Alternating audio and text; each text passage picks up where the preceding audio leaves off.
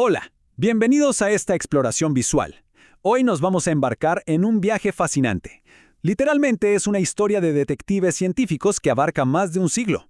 Vamos a rastrear paso a paso la evolución de la teoría atómica, desde sus inicios más básicos hasta llegar a la asombrosa y extraña complejidad cuántica. Y lo más cautivador de todo este recorrido es ver cómo funcionó la ciencia. Cada nuevo experimento inevitablemente destrozó y expuso las limitaciones del modelo visual anterior, obligando a las mentes más brillantes de la época a reimaginar la estructura misma de la realidad. Para entender de verdad este proceso tenemos que ubicar cada descubrimiento en su contexto histórico. En esta línea de tiempo podemos visualizar un viaje continuo. Arrancamos en 1803 con el primer modelo de Dalton, pasamos por el sorprendente hallazgo del electrón de Thomson en 1897 y luego el descubrimiento del núcleo por Rutherford en 1911. De ahí saltamos a la genial matematización de las órbitas de Bohr en 1913 hasta llegar a la revolucionaria nube cuántica de Schrödinger en 1926. Así que nuestra agenda de hoy es muy clara. Pasaremos por 6 capítulos: la esfera indivisible de Dalton, el pudín con pasas de Thomson, el modelo nuclear de Rutherford, los niveles de energía de Bohr, la nube cuántica de Schrödinger y para cerrar, le daremos un vistazo al interior del átomo moderno. Empecemos. Capítulo 1. Dalton, la esfera indivisible. Las bases de la química moderna. Bueno, imaginemos que estamos a principios del siglo XIX. Aquí es donde la vieja y abstracta idea filosófica de los griegos sobre un átomo indivisible se transforma por primera vez en una teoría científica real. John Dalton no contaba con tecnología avanzada, obvio, su modelo se apoyó estrictamente en las leyes ponderales de la química clásica. Retomó la ley de conservación de la masa de Lavoisier y la de proporciones definidas de Proust y formuló la suya propia, la ley de proporciones múltiples. Al organizar un montón de datos empíricos de masas relativas en reacciones químicas, se dio cuenta de algo clave. Por ejemplo, al ver que el oxígeno se combinaba con el carbono en proporciones fijas, la conclusión era innegable. La materia no es una masa continua. Está formada por bloquecitos, unidades discretas e indivisibles que son idénticas en masa para un mismo elemento. Y así es como Dalton se imaginaba este bloque, una esfera maciza. A menudo representada como una canica verde, sin partes internas, sin carga eléctrica, completamente sólida. Hay que reconocer que era un modelo súper útil para explicar la química de su época. Pero claro, la tecnología avanzó y pronto descubriríamos que este bloque supuestamente indivisible guardaba un gran secreto en su interior. Capítulo 2. Thomson, pudín con pasas. El descubrimiento del electrón. A ver, la gran pregunta narrativa para 1897 es: ¿qué pasa con esa esfera sólida de Dalton cuando nos damos cuenta de que de ella pueden salir partículas más pequeñas? El culpable de romper el modelo anterior fue el tubo de rayos catódicos. Al pasar una corriente eléctrica por un tubo de vidrio con gas a muy baja presión, J.J. Thomson observó un misterioso haz luminoso. Pero el momento eureka, el paso número 3, fue cuando aplicó campos eléctricos y magnéticos y notó que el haz se desviaba.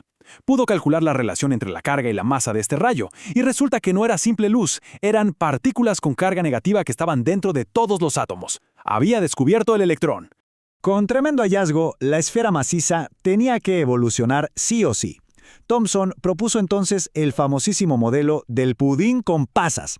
Imaginen una gran esfera de carga positiva, como el pudín, con pequeños electrones negativos incrustados adentro. ¿Qué serían las pasas? Esos electrones negativos equilibraban perfectamente la masa positiva, explicando por qué, por lo general, la materia es eléctricamente neutra. Capítulo 3. Rutherford, el modelo nuclear.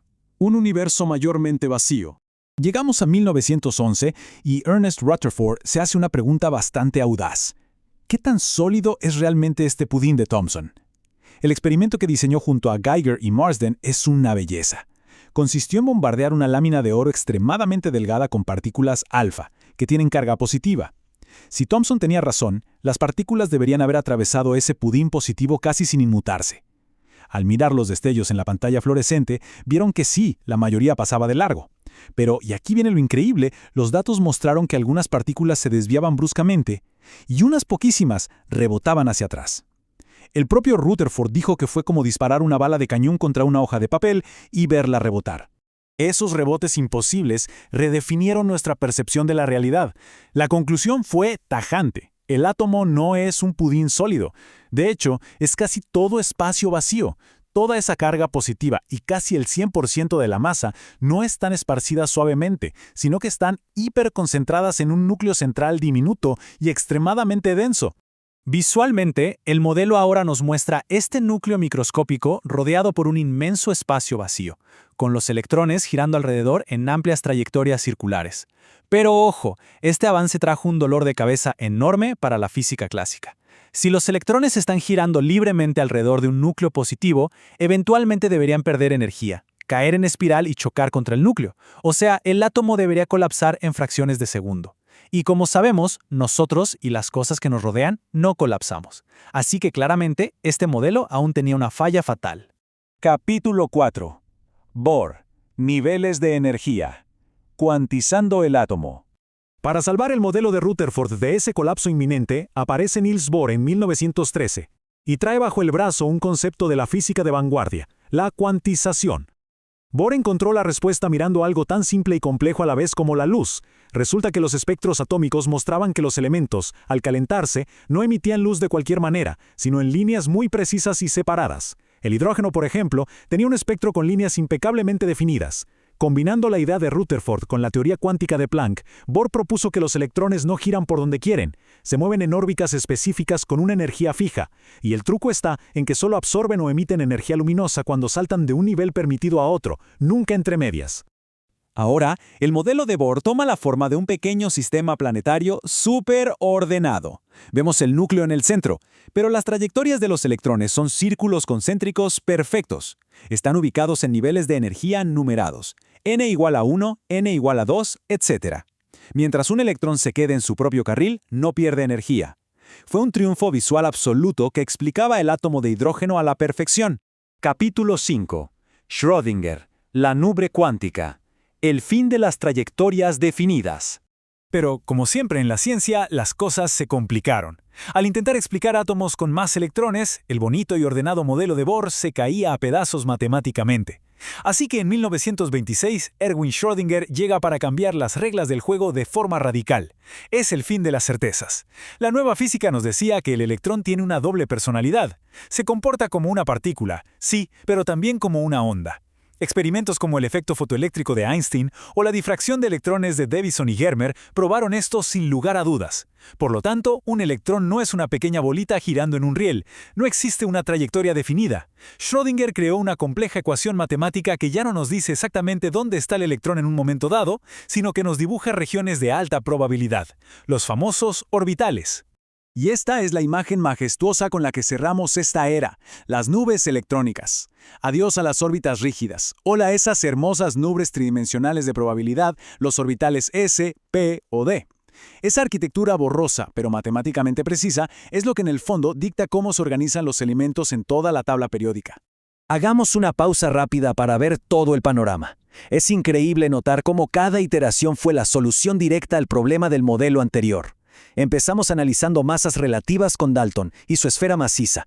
Luego Thomson usa tubos catódicos y encuentra cargas eléctricas, creando el pudín. Rutherford dispara una lámina de oro y descubre el núcleo y el vacío. Bohr usa espectros de luz para definir órbitas exactas. Y finalmente, gracias a la difracción y la física cuántica, Schrödinger nos introduce al mundo de las probabilidades. Es literalmente el método científico brillando en su máxima expresión. Capítulo 6. El interior del átomo. Más allá de lo clásico. Ahora, si hacemos un zoom extremo, veremos que la historia, por supuesto, continuó. Por ejemplo, en 1932, James Chadwick descubrió el neutrón, completando por fin nuestra visión clásica del núcleo junto al protón.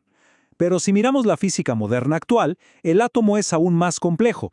Resulta que esos protones y neutrones están hechos de cosas aún más pequeñas, los quarks, principalmente los tipos up y down. Y para que el núcleo no explote, hay unas partículas llamadas gluones, que funcionan como el pegamento de la fuerza nuclear fuerte. Además, tenemos los fotones manejando la energía luminosa, y partículas rarísimas como los bosons W y Z o los neutrinos, que están detrás de las desintegraciones nucleares más extremas. Todo este recorrido nos deja con una reflexión súper interesante. Pasamos de imaginar la materia como una simple canica verde a entenderla como una extraña danza de quarks, gluones y nubes cuánticas de probabilidad. Y todo esto en apenas un poco más de un siglo de experimentos. La ciencia es un proceso vivo, así que sabiendo que nuestros modelos cambiaron tan drásticamente, rompiendo todo lo que creíamos seguro, ¿qué nuevas partículas o fuerzas misteriosas estarán ahí ocultas en el vacío esperando a que las descubramos mañana? Sin duda hay muchísimo más por explorar. Muchas gracias por acompañarnos en este análisis.